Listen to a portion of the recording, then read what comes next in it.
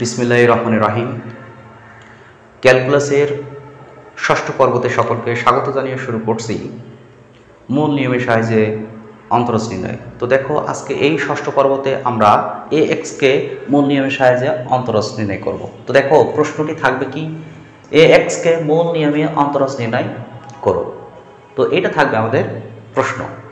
আর এখানে যে সূত্রটি অ্যাপ্লাই হবে, দেখো a to the power h এর সূত্রটি কি 1 plus h ln a plus h square by 2 factorial ln a তার স্কোয়ার প্লাস ডট ডট এভাবে আসবে। আর এখানে দেখো আমরা d dx a to the power x এইটাকে যদি অন্তরীকরণ করি তাহলে আমরা কি পাবো a to the power x into ln a। তো এই সূত্রটি আমাদের জানতে হবে যে এটা কি। তো এই সূত্রটা কিন্তু বারবার ম্যাথের ভিতরে, ক্যালকুলাসের মধ্যে কিন্তু খুবই ব্যবহার হবে।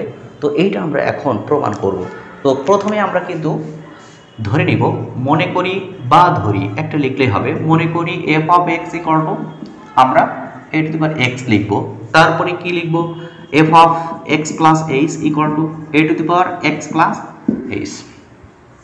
তো এবার আমরা এখানে মূল নিয়মের সাহায্যে অন্তরজ, মূল নিয়মে অন্তরজের সংজ্ঞা হতে পাই,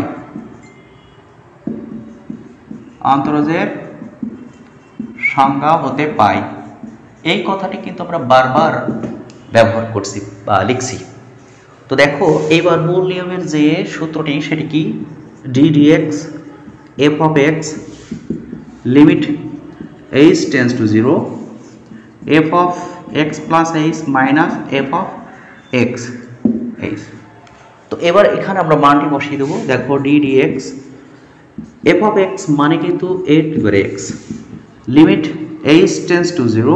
এখন এখানে মানটা বসিয়ে দেয়, f of x plus h এর মান কি ছিল, x plus h minus a x, আর এখানে থাকবে এইচ।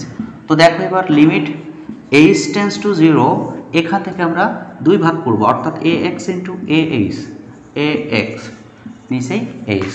তো এখানে আমরা কি করলাম, a to the power x into a h. তো এটা করার একটা উদ্দেশ্য হলো এই যে এ এক্স আর এক্সটা আমরা কমন নিব। তাহলে লিমিট এইচ টেন্স টু 0, এখানে আমরা লিখতে পারি a x a to the power h minus 1 নিচেই এইচ।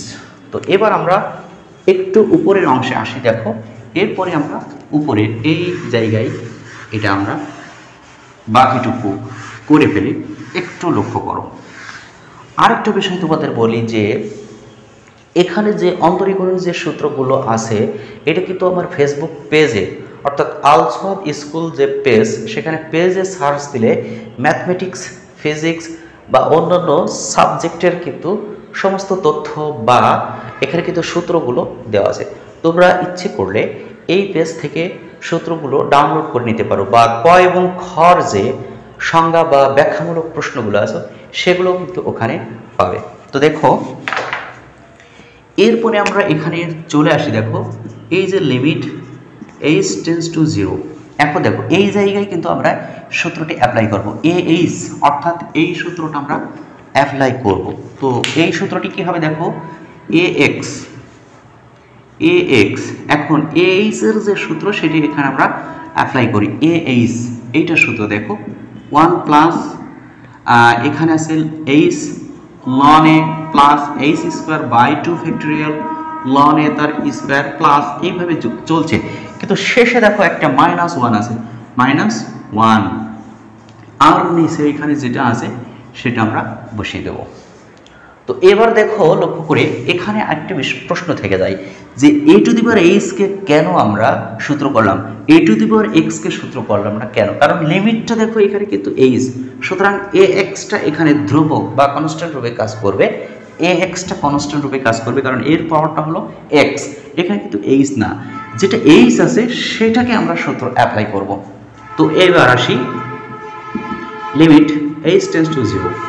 তো দেখো এখন কি করব, এই যে a to the power x আর এইচ এইটাকে আমরা এক পাশে রাখি, আমরা এখানে হিসাব করব। দেখো এই 1 এবং এই 1 কাটবে, তাহলে এখানে থাকবে কি, এই অংশটুকু থাকে। তবে এখান থেকে আবার দেখো এইচ ln a কমন নিতে পারবো, এইচ ln a যদি আমরা কমন নিই তাহলে কি থাকবে, 1 থাকবে।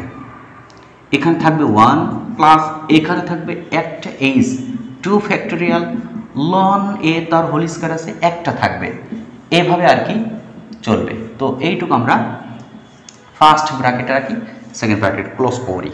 তো আশা করা যায় বুঝতে পেরেছো এই অংশটা।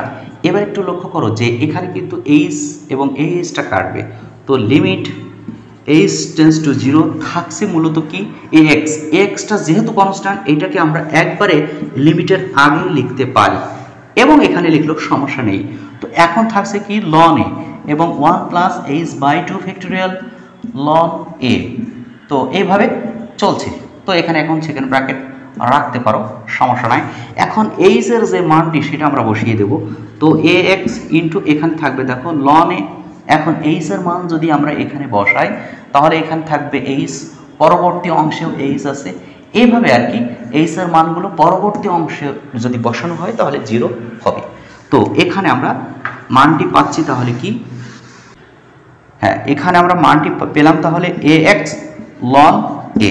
তো দেখো এই যে অংশটি আমরা করলাম এটা কিন্তু d dx a to the power x. তাহলে দেখো এই যে সূত্রটি আমরা অলরেডি প্রমাণ করে ফেলেছি, এই সূত্রটি আসলে আমরা প্রমাণ করছি। তো d dx a to the power এক্সকে আমরা যদি অন্তরীকরণ করি a to the power x ln a, তো এই সূত্রটি কিন্তু আমরা ক্যালকুলাসের মধ্যে বারবার ইউজ করব। তো এ পর্যন্ত আমি ষষ্ঠ পর্ব সমাপ্ত করছি। আল্লাহ হাফেজ।